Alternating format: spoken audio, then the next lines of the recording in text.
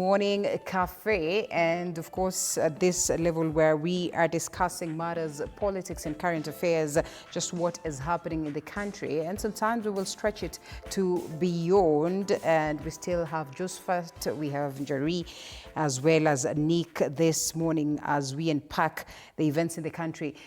Maybe Nick, before you continue, I take it back to Kamanya. Kamanya, the mountain vis-a-vis what we have witnessed across the country as to protests. They always said that if you want to be safe when the country has its protests and all this, uncertainty, right, go to the mountainside, because there they value their businesses, they value their lives and everything, and therefore they will not go there to loot and cause destruction. This is contrary to what we saw in the previous cases. Would it be misplaced then to argue that something is amiss? It's totally misplaced, because nothing is amiss in the central region or the mountain region, as it were. If you go back even to the 1992 and 97 clashes and then coming to 2007, peace and tranquility prevailed in this region. For one reason, because people are politically woke, and there has never been, and it's a very cosmopolitan area, by the way, you should know, because all the communities of the world, actually, not just the nation, are domiciled in the central region or the Mount Kenya region. But there is a developing dynamic which is now beginning to shed sort of a dark shade on the Mount Kenya region, whereby you have people in power mobilizing goons during demonstrations, and they infiltrate peaceful demonstrations. Then that leads to the destruction of property and looting and all the damages that we have seen. But it has to be noteworthy to all Kenyans that all these destruction of property has happened in the wide eye of the police. Those goons were even being escorted by the police. So it is not about a Mount Kenya people turning against each other and beginning to fight. Right. No, this is what you call sponsored goonism. This is sponsored anarchy, to try and cast a shade that is the Mount Kenya region that is not comfortable with the regime. They're the only ones who are agitating against the regime. That is not correct. But is the mountain comfortable? Well, politically? The mountain is... Your own assessment. In my own assessment, the mountain is uncomfortable because of the economic decline that has been brought about by the regime. The mountain has never really bragged about having a person in position and saying a person is the one who is in the office. The mountain... That they would never act when they saw Rigiji facing impeachment? If there was any discourse, if there was any discomfort in the mountain region, they would have come out to protest against the impeachment of the deputy president. But you want to remember that when the former deputy president was being impeached, the mountain wanted both the deputy president then and the president to be impeached. We wanted them both out of office. We started the whole story of Zakayo Ashuke when the deputy president was still in office and is a person from the mountain. Because having a person in a higher office does not cure the economic crisis you're having. It does not resolve the health issues you're having. So the mountain is now realigning and realizing that we need to form a functional government. And it really does not matter who is a president. What matters is the public policy really serving the interest of Kenyans. Because remember, the bulk of tax collection comes from between Machakos and Nakuru all the way to the Mount Kenya region. So when tax collection is that high, and then you don't receive the proportional services as you should as a region, you have all the reasons to be disgruntled. But the acts of violence, those are sponsored. And the NIS knows it. That's why they keep saying they are acts of terrorism. Acts of terror are organized. It's not something that happens just hula baloo. We've had a lot of peaceful demonstrations, even here in Nairobi. Remember, even maandamano of BAMBA never really got to extent where we would see such killings and such destruction of property. Yeah. So what is happening right now is a dynamic whereby you have sponsored terrorism by people who are in office and people who are in power. Oh, so you're saying that the government is sponsoring these goons and then, of course, labeling others to be the sponsors? Even the governor of Nairobi is blatantly accused of the same. Yeah. We have members of parliament from the Mount Kenya region, right, who are being accused of having sponsored goonism during the peaceful demonstrations, Sabasaba or any other day within the last 2 years. So this is it's a power dynamic they're trying to play and trying to pit people against one another. But Mount Kenya people are very woke. They know what the problem is. It is poor leadership. It is lack of the rule of law. Because if indeed anybody is sponsoring Gunism or anarchy in the country, yes, they should face the law. Right. The same way we are saying all members of parliament who are talking about now averting the function of the IBC, they should also face the law. When you have a CS giving orders that are not within his mandate, he should face the law. All right. So the Mount Kenya is very intact, in my opinion. They are organizing themselves, and people are going to come out and vote. This time, unfortunately, it's not going to be a tribal affair. Because what they're trying to turn is, remember what happened in, I think it was 2007, the 42 against 1. Against 1, yeah. That's what the card they're trying to play. But now it has been overtaken by event. We have having an issue-based political discourse, and this ideology conversation is going to happen. The paradigm shift remains. Remember again, we have many regions. You have the eastern region, you have the coastal region, you have the Rift Valley region. Yeah. We have to be very careful not to drive this country into anarchy, because if it's about numbers, then the Mount Kenya people have the numbers. Okay. Facts on the table. Yes. All right, let's listen into this story on the same matter, and then we come back, expound it some more. We stand with the ordinary mwananchi whose life has been disrupted and whose dignity has been trampled on in the crossfire of political irresponsibility. Enough is enough. We mourn with the families who have lost so much in the recent chaos, losing lives and loved ones and losing property and investments, and we vow to do everything that is in our power to ensure that this never happens again.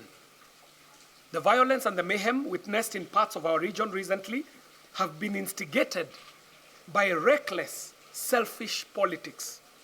We note with utter disgust the attempted attacks on critical economic installations and facilities within the Mount Kenya region. These very deplorable acts of arson and looting have destroyed businesses that our people rely on, complicating the problem of youth unemployment and discouraging the much-needed investment in our region.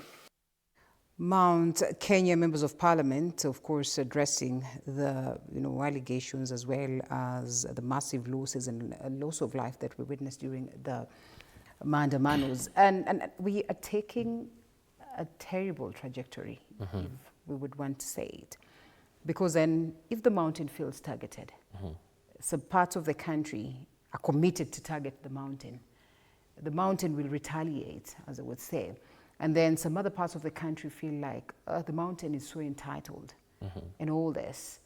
Yet we are here condemning that just, at that face value, perhaps not getting into the in-depth of it to make sure that we approach it in totality. Just where are we headed as a nation? 2027 being around the corner. Linda, I want to take you back down the memory lane, because people have accused us for being tribal, for being lack of conscience, lack of empathy. But I want to remind you, these are people, or this is a community, who woke up 4 in the morning to vote for a man who was not coming from their community. 70% of our votes went to the sitting president today. And you see, why the people of the mountain seem to be agitated, it's because the president is quite aware that we are business people. And our business is what we rely mostly to survive. And you see, it's been, as Josephat says, it's been a targeted, state-acquired violence. Because how do you explain these are goons who are looting, and it seems as if they're getting protection from the police? You see, we are living in an age whereby everything is on camera. You can see it, you can't hide it. So you see a systematic arrangement of attack of our businesses to make sure that we are less dysfunction, Linda, because we are business people. We rely on business for day-to-day activity. We rely on business to empower our community. And the president seems to forget so much, because if, as he alludes, that we are tribal people, then we had a candidate, we had a whole bishop on the ballot coming from our community. And you did not pick them. We did not pick him. We chose him. Now he seems to be done with us. Wait a minute. And perhaps to loop in Jerry, who equally comes from the mountain. Yes. A name betrays her and the position that she wants to take. Yeah? Yes. Jerry, that the president could literally forget, first of all, the numbers that the mountain has. Second of all, of course, the good the mountain showed him, as Nick would say. And the fact that he's interested in securing a second term, to have this vendetta that is not very clear towards the mountain. First of all, I think, you see, power corrupts the mind, because I think the president, for a minute when he sits around, and you see, okay, let me just say it. You see, it's in public domain and it's factual that the president is surrounded by people who did not complete school. So I don't want to use the word illiterate, but it is in public domain and we are all aware of that, because even on the issue of the Butere girls, it's because they could not wrap around their minds what kind of literature that was. And now you can imagine these people, when they think of numbers, they think that they can doctor numbers very easily, and they keep maybe telling the president that, you know what, the 4 million that Mount Kenya can give you is something we can doctor. That is why you are seeing today in our papers, we are being told about citizenship. Suddenly we want to change our laws in terms of citizenship to allow children in the refugees who have been sired by a Kenyan and a refugee to be given citizenship by birth. Why right now? Why not last year? Why not the other year? Secondly, suddenly... You're trying to say that this is what? Angling for what? Why? Why are you questioning that? I am questioning it because of the timeliness. You know, if you are very genuine about the refugees, we have had members of parliament from that side talk about they are going to doctor numbers. Then suddenly the courts want to allow that kind of legislation by birth. You remember, children who have been given birth don't mean infants.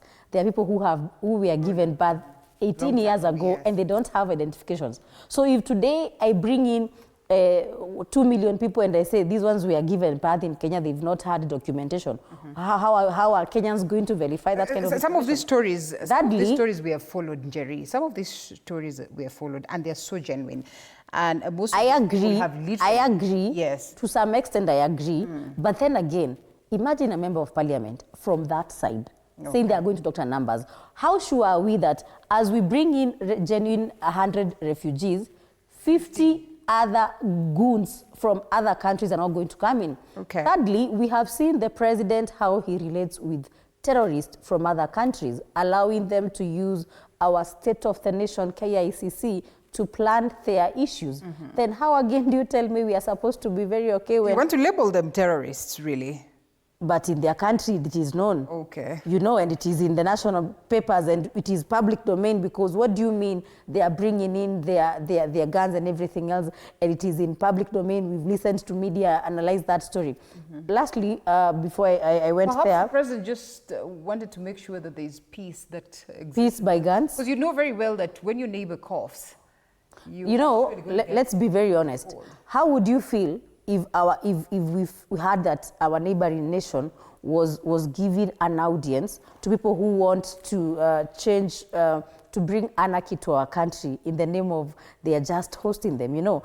And some of these things... people are confident that they're not in the business of bringing anarchy. It is them who are confident, but we as Kenyans can see things differently, because in fact, by the virtue of that, the nation was not even giving clear stand on where we stood. The fact that it was secretly being done, the fact that the nations back outside there are complaining of the improvement of our president is what brings a lot of question around it. You know, you can have genuine intentions, Linda, but how you do everything and how information is out. You know, when you don't communicate to people, it means whatever information they have, they have the right to say that's true, because you're not giving the correct position. So the fact that Ruto has been doing so much of things, in fact, with our international relations very discreetly, and he's doing them in very weird times of our nation, and the priority list of, we don't have priorities like other nations coming to host their meetings here. I think if you have a chance to listen to people back in Mashinani, they say his priorities are upside down. That is why you are finding that today schools are demonstrating every other day because of lack of enough food, because capitation has gone way down. But remember, as we talk of students going home for demonstrations because of various reasons, and most of it that is much about the funding that they are getting as a school, and therefore the school principals are not able to afford them the normal rations of food, we are in a situation where we have a president and a CS Interior who can afford to Uber around guns in choppers to go deal with demonstrators in the mountain. So if you have fuel enough to Uber around, I don't know if it is Uber around or it is chopper around, to take guns to Murang'a and every other place, then you want to tell us that the mountain should be quiet.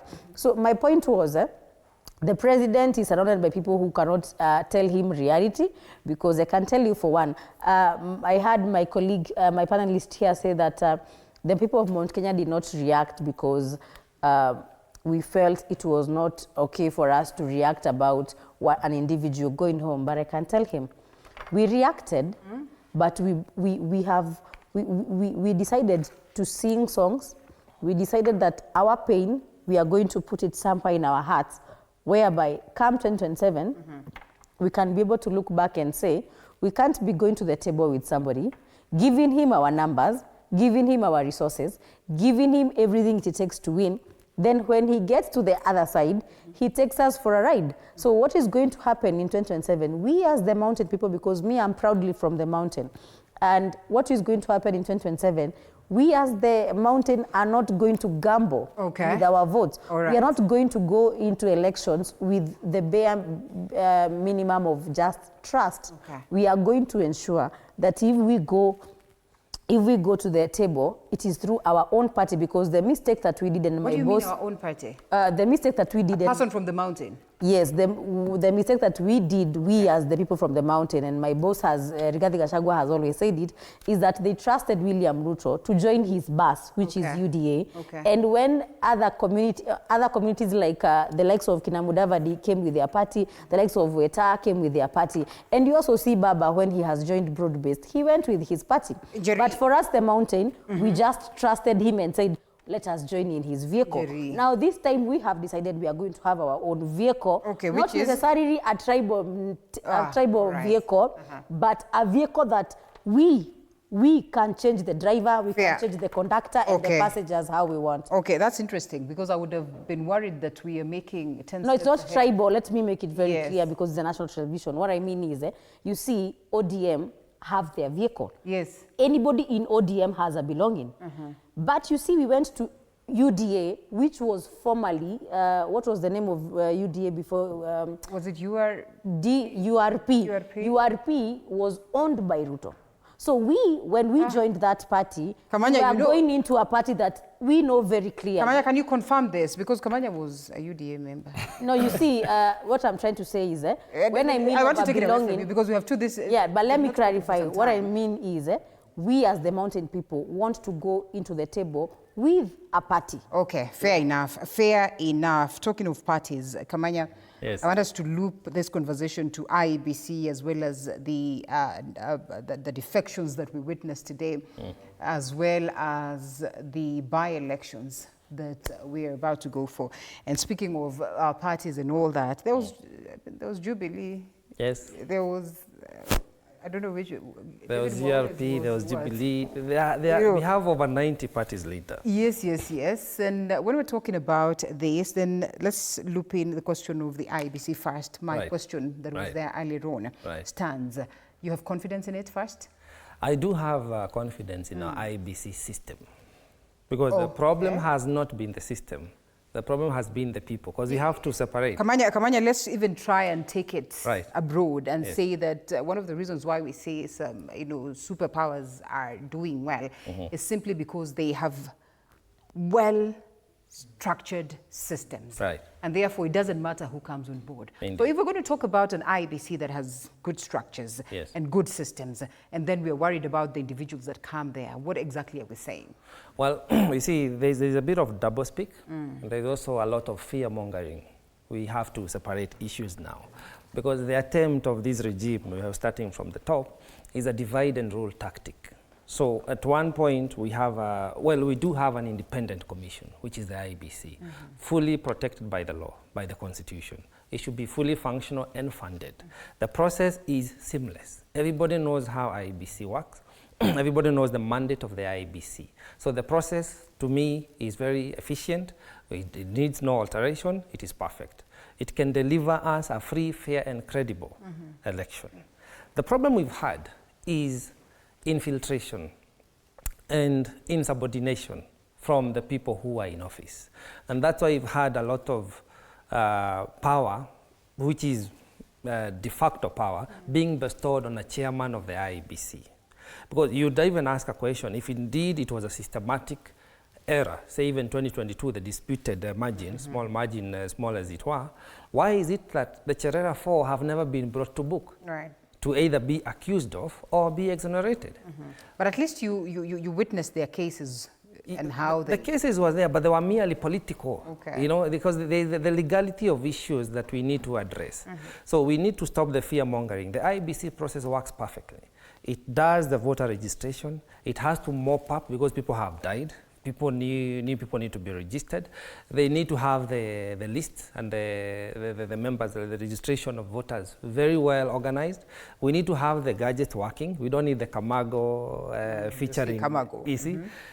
We don't want those things coming to distract us from the focus. The focus, you need to have a free, fair, and credible election. Right. So that every Kenyan has an opportunity to come out and voice themselves through the ballot. Okay. Now, coming to the persons who have been put in office, if the system is perfect, if the system is seamless and we are going to oversee it as Kenyans by making sure that our voice is heard, then these people have no chance of overturning the collective will of Kenyans. Therefore, we have to be very careful, and what I'm concerned about is the fear-mongering that IBC, this person is like the chair now, is a friend to former governor of Turkana. All these people are Kenyans. Linda, you could be the chair of the IBC tomorrow, and I could be running for president tomorrow. And just because we may be knowing each other from before you assume office, it should not mean that you should be discredited from that position. If you meet the criteria and the requirements and all the qualifications of any position you're vying for, or you're being appointed for, you should just join and then serve within the mandate of that office. Okay. Again, it takes us back to the issue of separation of powers. If we allowed each commission, agency, department, and ministry to work, we would be able then to hold all these people to account. Okay. I see a talk about defection. There is no defection. Because if people are defected, they would resign their positions. And that's my question right now. Yes. Because at this very point, we have seen those ones that were staunch leaders, of course, within the UDA. Yeah. But now they are categorically saying that they have defected to other parties. Right. They stand wearing regalias that speak of other parties. DCP, for instance. Yes. We have so many members of parliament that we host here that are very categorical. I am UDA elected, but my heart is on this side. Is it time that they resign? And now as we undergo the by-elections, that we also get to see by-elections in this particular You see, the rule of law cannot be selectively applied. Okay. If we are calling for this regime to abide by the rule of law, we also have to abide by it ourselves. If anybody is elected into office, and mostly is the members of parliament, and then midway, they change tone, and they come to another party by spirit, they need to do so also by body and resign their position. Which you don't get to see. We don't get to see that, so that then the people whom they represent can get to have a voice, go for a re-election. If they want to now elect you on a Hadi party or DCP party, that should be the law. But what we see, we have a myriad of issues to address. One time, you have one Wiper member of parliament, the Farah Malim, who is really against the DCP party leader. He was even calling for his arrest. Right. But then out here, you have the party leader of Wiper, Kalonzo Musyoka, who is joining hands with the DCP party leader. Right. So what values, it's an oxymoron. And that's what I'm saying, that the rule of law has to cut across. So here, there's no defection, it's just preparation for 2027. And there is nothing wrong with that, but we also have to respect the voter. People need to realize that people who have the power are the voters. And true to it is that most of our voters, we have witnessed that. If you're going to ask some of these members of parliament allied to, say, DCP, how they got into power, they'll tell you that perhaps most of them actually were not even popular, but the party was popular. And therefore, most of the people were voted in based on the party.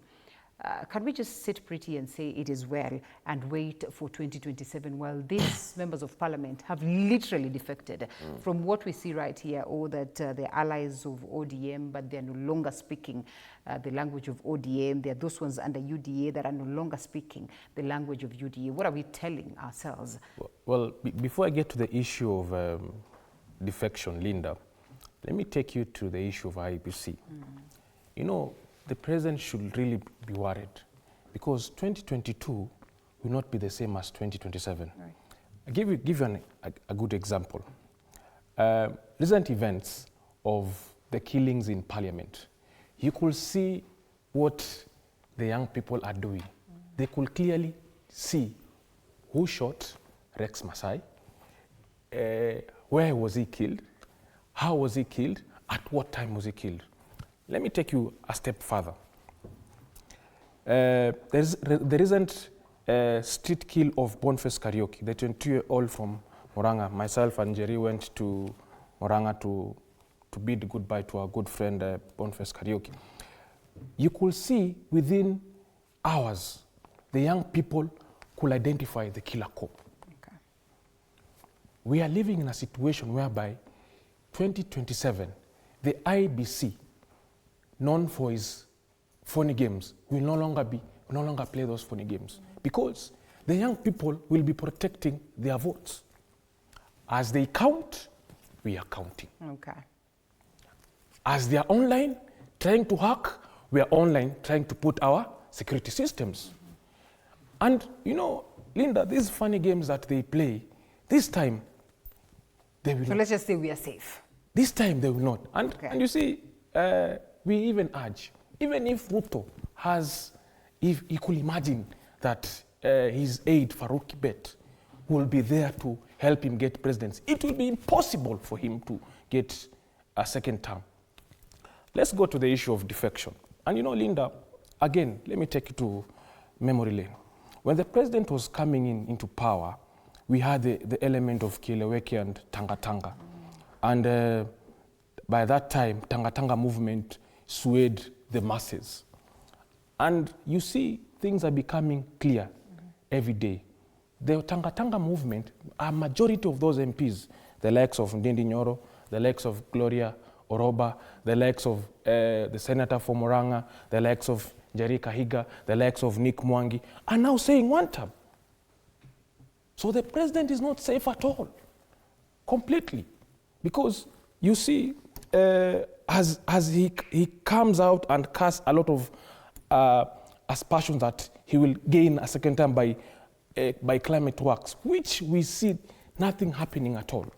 But let us not forget that on the other side, there are some members of parliament who are saying, no, we do not want anything to do with Tanga and all that. But are now allies of the president. You see his picture there with with Honorable Raila Odinga. That is to say that he also brought some charm. And Linda, I will tell you comfortably, whoever bets on the side of Raila Odinga is clearly losing an election. Oh. We know this. Perennial. You see, I don't want you to take me to that side bite. You see, we know these games. We've been there. If you want to be on the winning side, be on this other side. Because there have been allegations that the former prime minister does not want to be president. Because if he wanted to be president, then he knew the right mechanism to become president. But this is a man who has survived on handshakes. He's recently calling intergenerational conclave. He has done handshake with Uhuru, he has done handshake with Kibaki, he has done handshake with former President Moi, he has done now handshake with Ruto. Intergenerational one, he says, is going to be multifaceted. It's going What is so different with the NADCO report, Linda? What is so different with the 10-point agenda between ODM and UDA? The first agenda, they said that the young people should not be killed, Linda.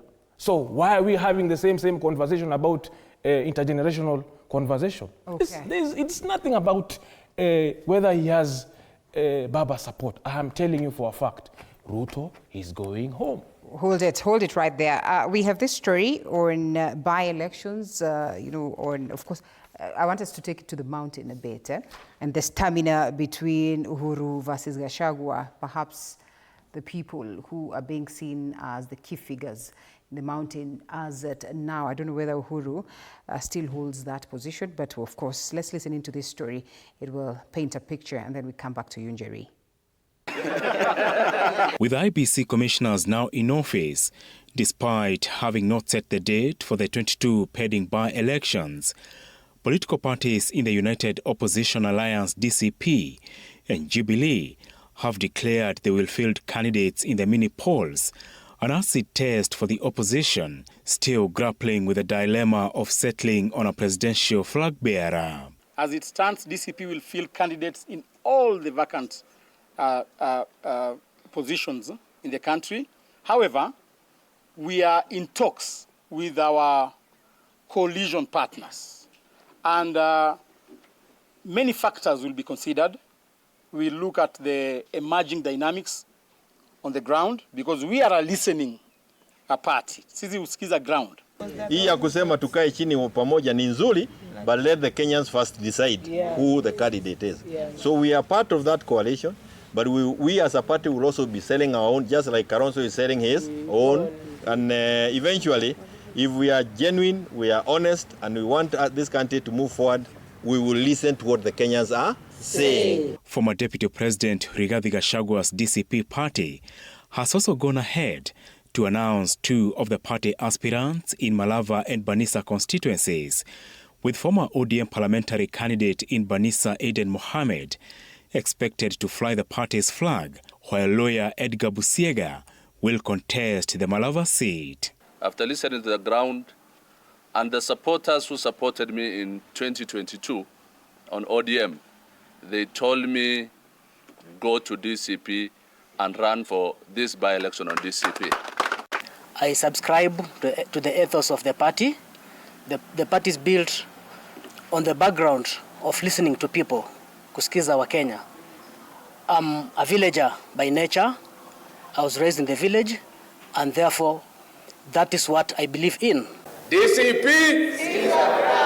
DCP perceives the Mount Kenya region as its stronghold, a position contested by retired President Uhuru Kenyatta's Jubilee Party in the wake of the region's fallout with President William Ruto. Gachagua is eyeing the Mbeere North by-election to test his popularity in the Mount Kenya region against President Ruto and his deputy Kithure Kindiki. Mbeere North is our seat.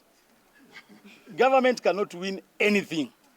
Even if we go to a contest of contesting for a girlfriend with the government, it cannot win against us.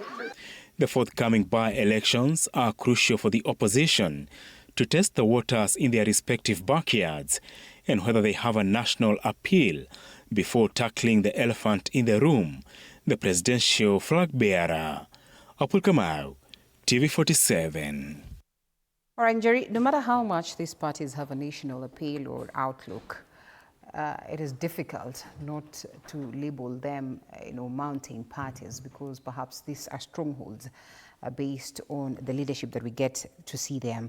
They're talking about by-elections and the fact that they're going to be fielding candidates. The DCP is coming very fast, you think?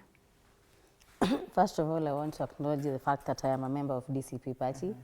And one thing that I have to say is that, you see, just like every other party, we have the right to contest for any seat that is there. And you see, we as the united opposition, simply because we are all in opposition, does not mean that we, the DCP, being the youngest party, will have to stand back and let all other parties in opposition run for the seats that are there for the by-elections. So we are giving every other person an equal chance, the same way we expect that they are going to accord us the same respect. And when it comes to opposition, one thing that I have to say is that it is a united opposition. And you know, when I see Jubilee SG Kioni talk, you know, sometimes many are the times that he does double speaking. Today he says this, tomorrow he says this. One moment anapiga united opposition, the next one he's saying, okay, we can sit down, but you know, he's not really somebody that I can authoritatively say that I would want to take Jubilee stand from him. Maybe I would prefer to hear from the chairman, Jubilee, who has been very present in our tours as united opposition, because if you've been very keen to follow, since opposition has gone to tours either in Pwani or in the mountain or in Western, SG Kioni has never been there because his ego feels like he should never be somewhere close to some people in opposition. At least this has gone down recently, not initially he used to join. You know, my point was, I cannot take it from Kioni. Okay. Because first of all, he has personal issues with everybody in opposition. I think he has drama with everybody, and we in the public domain has seen it, because let me understand, why is everybody else on board in opposition going to Pwani, going to Western, and you as the SG Jubilee is somewhere in your office giving pressers about what Rigathi Gachagua did, what I don't know who did, what do you think? And that is why I've said, if it is anything to do with matters Jubilee, I would only take it from the chairman or maybe from the party leader, Uhuru Kenyatta, because we need to be very honest.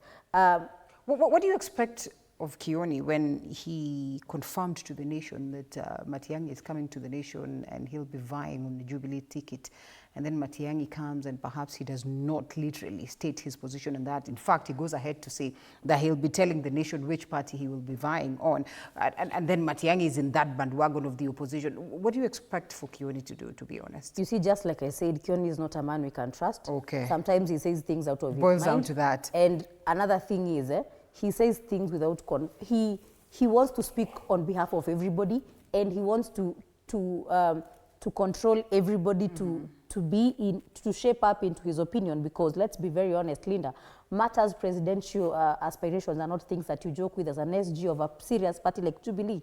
So the moment you're telling us that so-and-so is your presidential candidate, then this person flies into Kenya and tells people, you know what, I am not a member of that party, I am not yet decided where to vie. It shows how ignorant and uninformed you are as the SG of that party, and it is for that reason that I Let us not assassinate that too hard. Jeremiah Kioni, whatever he says in terms of Jubilee, as per now, we as Kenyans and me as a member of DCP can only wait for somebody more sober in that party to tell us. Because if the issue of Matiang'i, that was a national issue, we saw the truth of it, then now how should I trust him with whatever he said today? Finally, as I finish on that issue, I want to say that we as the united opposition have one thing that we have all agreed, that regardless of how by-elections turn out, the main goal is to ensure that the Kasongo regime, Kenya Kwanza regime, goes home. How and who gets where depends with what you as an individual party do, because every party has to play ball, and every party has to work on themselves. That is why you see when we go to Mashinani, despite us going as united opposition, everybody wears their party merchandise. Me, I wear DCP, the other one wears DAPK, the other one wears Wiper, the other one wears PLP. And that is why even as they meet as principals, they come in with their parties. You understand? The worry is it's okay. There's a general feel that perhaps the regime has not done justice to the country. But is this united opposition offering anything better when they constantly say it is, Ruto must go? Then what? Well, what ideologies? What are you giving Kenyans thereafter? Okay, let him take it. You see, Linda, all these you're seeing are just curtain raisers. The actual political discourse is yet to start. Okay. And I say this because on one hand, you have the coalition of the deputies, the former impeached deputy president, Kalonzo Musyoka, Martha Karua, all those people, there is a coalition of the deputies on one end who are coming to dupe Kenyans that our bosses did not get it right, but perhaps we will. Then on the other side, you have the coalition of the principals, the Right Honorable Odinga and President William Ruto, who of course the people are totally against. And then you have the public, and that is the real opposition. The real opposition is not the coalition of the deputies. So these curtain raisers you're seeing, they are all in limbo. For example, take, as my panelist says, that SG Kioni is not to be taken seriously because I think he has his own shadow party called Jubilee. Then there is a real actual party called the Jubilee Party. The case, the court settled that. I'm just giving it an example. And citing that, you hear him saying one thing totally against the government. But then their nominated member of parliament, Sabina Chege, is working hand in hand with the current regime. So Kioni will be in one rally criticizing the regime. Sabina Chege, for example, will be on the other side. Then you have members of the UDA party. Senator Medo, Senator Karunga, and Senator Newton, and all these other people who are now in DCP in spirit, but in body they're still in UDA. So we need to agree, they need to decide exactly if we want to liberate this country from the politics of conmanship. Which way should the country take? That's why I'm saying these are just curtain raisers we are witnessing now. The actual political discourse will be put forth by the actual oppositions, who are we, the people. We have to be very careful, as you rightly say. Yes, the one-term call, that's a clarion call across the country. Everybody is agreeable that the regime must and will change come the 10th of August 2027. But what ideals as Kenyans are we aspiring to? What transformation are we looking for as a country? And where do we find people that we can hire? Because, you know, I hear misplaced statements from the impeached former deputy president that he's going to give the country or the mountain the direction. That is not his forte. Kenyans employ a person as a president, as an MP, as a governor to work for them. So Kenyans will be assessing and analyzing when a Hadi party fronts a presidential candidate and DCP and any other party, who of these people can bring the transformation that we desire as a country, regardless of the party, regardless of the region they come from. That will be the conversation of 2027. But in between, you are going to see a lot of conmanship, a lot of duping, a lot of curtain raisers, which is okay. And by-election is a good, is a mean feat, I must say, that is going to see people flex their political muscles. But speaking of by-elections, don't you think we can do better as a nation? Because look at us here. We are talking about 2027, you know, with a lot of oomph, because it's just around the corner. But at the same time, there are places that have not been represented for quite some time, and now we are headed to by-elections. Close their eyes, open their eyes, it's 2027. We are using money which Treasury says is available to IEBC. I mean, can we do better, even though these are democratic steps that we're supposed to take? We should be able to do better. We should have been able to do better. But again, remember, you know, the buck stops with the president. Because the whole process of appointing and nomination of the IEBC persons, you know, and all the political parties coming into play, really wasted a lot of our time. And it wasted a lot of people who should have been represented. So you'd wonder the resources allocation, like the CDF, to people who do not have not had a member of parliament, has that money been utilized? Persons who have not been represented at the county assembly, how much have they lost out on? And yet it is their constitutional right to be represented. Even the voting in the National Assembly is affected by the absence of a singular member of parliament or a member of county assembly. So I think, again, I say the suspension of the constitution, we don't know to what intent the government had suspended the formation of a functional IEBC. So that is unfair, and I hope we don't get into that situation again. We have to allow our independent agencies and organizations and commissions to continue functioning away from politics. Because when you politicize everything, that is what dictatorship is all about. And that's why you hear now, because the dictator will accuse you of anarchy, and then they'll come out high-handed saying, I'm going to control you and confine you within these specific laws that they formulate, amounting to dictatorship. But we have to come back as Kenyans and say, we are well led by our leader, and our leader is the Constitution. Our Constitution is supreme. So let organizations, agencies, commissions even ministries continue to function as they should and steer away from politics. All right. Nick, your party is fronting people for the seats that one would want to say are up for grabs? We'll be making a statement very soon, Linda. Okay. On the by-elections? Yes. Okay. But let me jump into the issue of united opposition. And Linda, if we are friends and we're in the same class and there's examination to be set, will you be afraid to get 100% as I get 70%? What we are seeing is more of a friendly fire. This is not an issue that should spark a conversation as if the united opposition is fighting. No. And you know, it is a way to gauge political strength. It has been known for the longest time, and it is ongoing.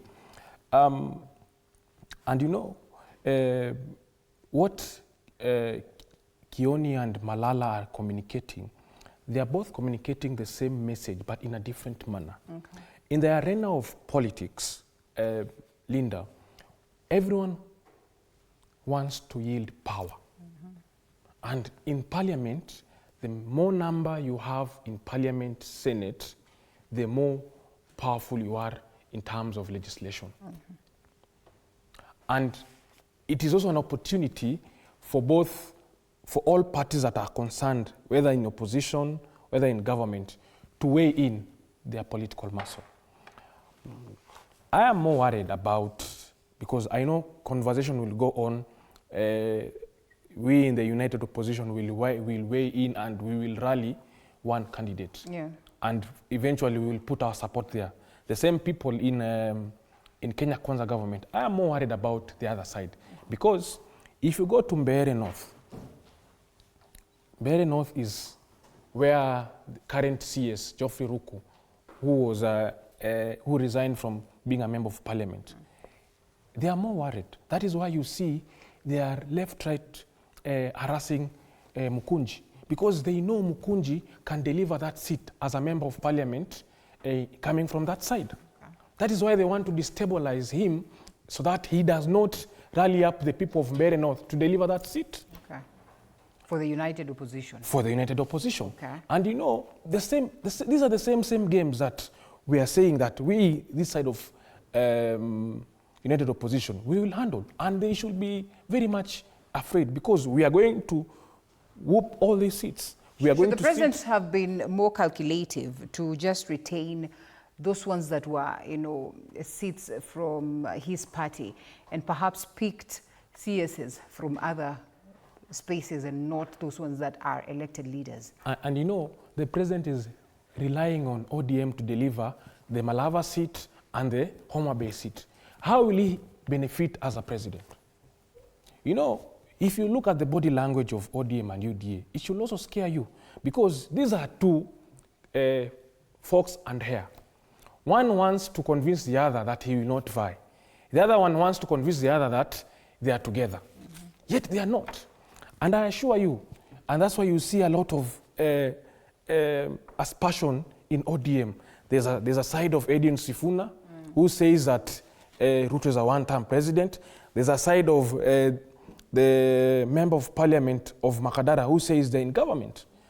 And this is why we are saying that he should be very, very much worried, because the people that he thinks he has on board, he does not have.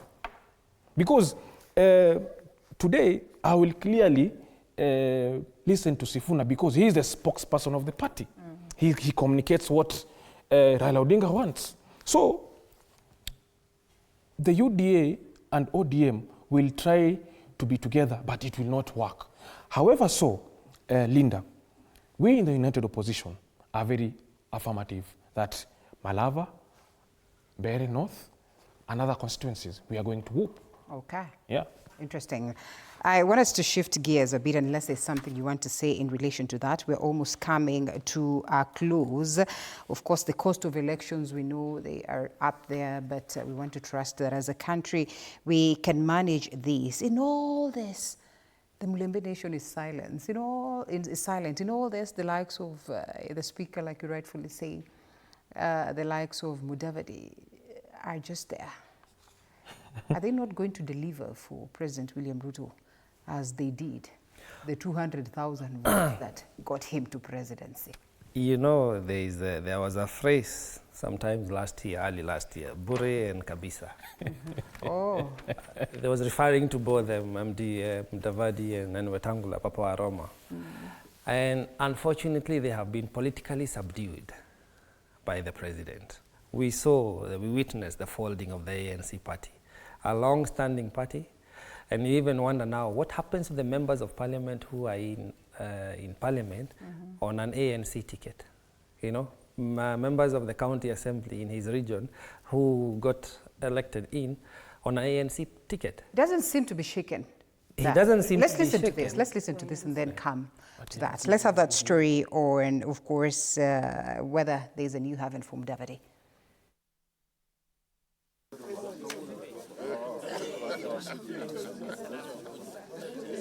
The DNA party, steered by former Mudavadi allies, says it is sure to take on President William Ruto for the top seat come 2027. However, they fell shy of naming the party's 2027 flag bearer. But we are encouraging them to come and occupy the space. That's the assurance that we want to give to our young people. And it's amazing what time can do. If the president has forgotten how he can leave office, he's asked that question, is very relevant. How do you want me to leave?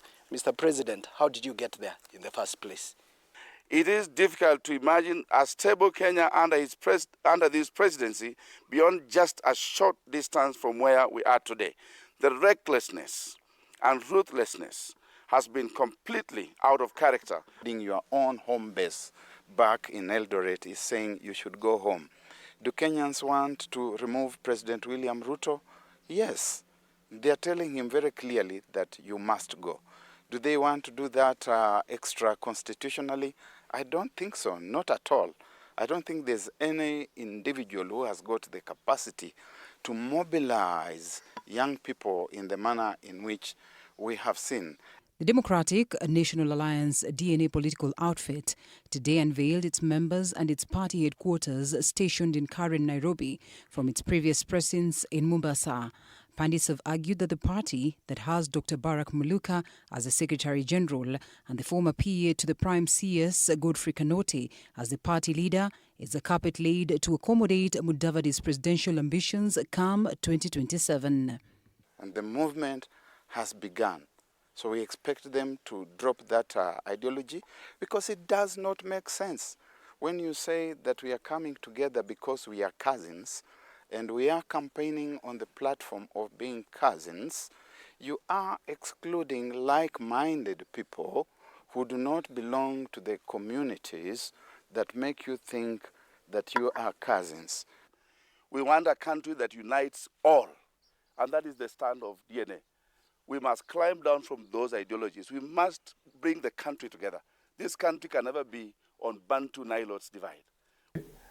If I wanted to join another party, I can do it. If I wanted to merge and I had a party, I was leader of a party, I would do it. Okay? So it's very clear. So as far as I'm concerned, a decision was made, the proper party resolutions were undertaken and procedures were followed, and the ANC party merged with the UDA. Mudavadi, in a recent interview with TV47, termed the claims baseless, reaffirming his commitment to the Kenya Kwanza alliance under President William Ruto. For TV47, I'm Linda Alela. All right, we have barely 3 minutes to react on that. It shall be messy and noisy. There shall be casualties. Are we beginning to see the casualties? Are they playing ground for themselves? Well, like I said, the actual political discourse is yet to start. So the curtain raiser is what is happening. Some people will sink into political oblivion, and we are going to see emergence of new political leaders. Granted, Cleophas Malala is doing very well for himself. We have Natembeya doing very well for himself. We have Caleb Hamisi doing well for himself. Yeah. So even if Wetangula Mudavadi rolled out, which rightfully so they should come 2027, then we are going to have, because there is no permanence in politics. Also, age is a factor. These people are aging.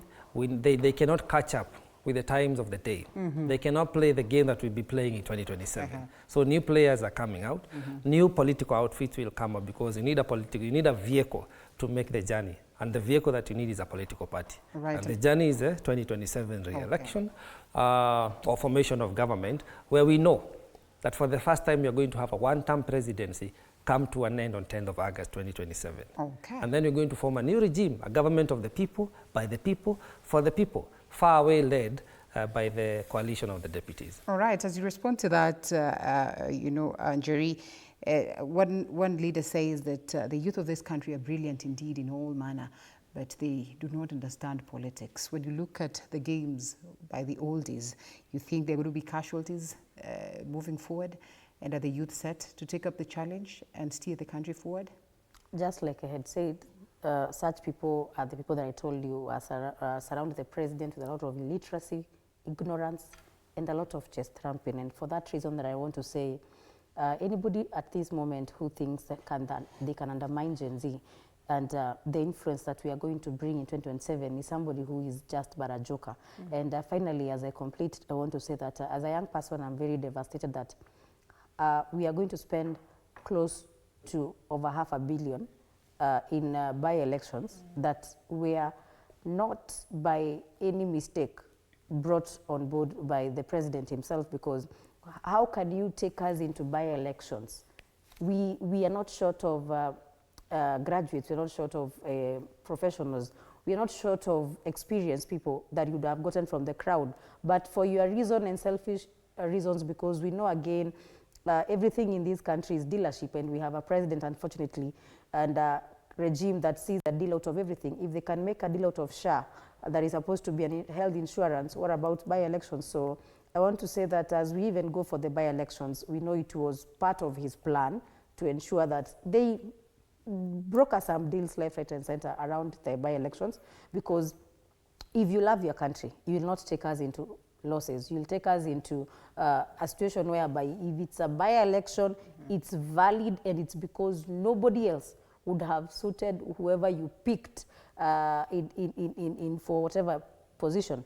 Finally, as I finish, I want to say that we as the United Opposition are not going to stop calling out this government. As we move here, me and my friend Nick will be heading to Milimani, where they are supposed to arraign Jane Kihara. And I want to be very categorical that arresting of opposition members is not going to make us stop calling out the government. And I repeat that even if you arrest all of us, Kenyans will be out there waiting 2027 to vote you out, because I am a believer that I'm not the kind of a young leader that I want to say that we want to do half-term, because anybody who is casted out in a just manner will never come back.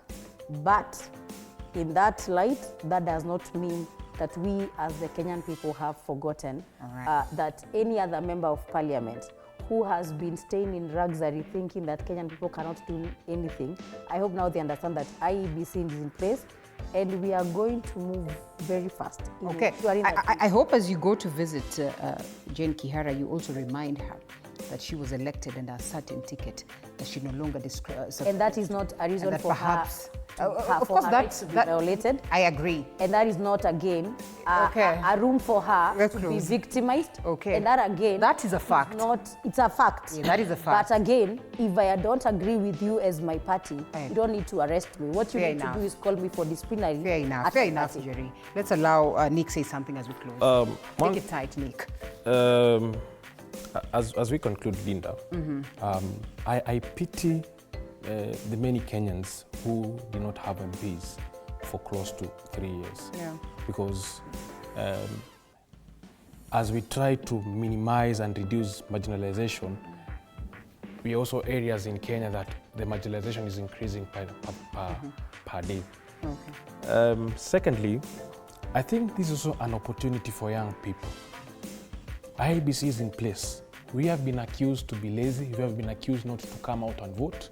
We have been accused that our main work is to be used for mobilization. Cut to chase. I'm telling young people, I'm praying that young people, we come out, tuchukue kura, let us register the votes, because we are the people who are saying one term. Okay, fair enough. Let me close it at that, lady and gentlemen. Nick Mwangi, the Secretary General, Kenya Hadi Party, KAP, thank you so much for your insights. And Jerika Higa, National Youth Leader, last but not least, Josephat Kamanya, Political Analyst. I know you were expecting to get parting shots, but let's close it at that. There's always going to be another day for us to fight. Of course, thank you so much for always keeping it TV47. I think I now pave way for Odida as well as Bansi so that you get to enjoy some good vibes. I mean, it's a feel-good Friday. My name is Linda Alela. Thank you.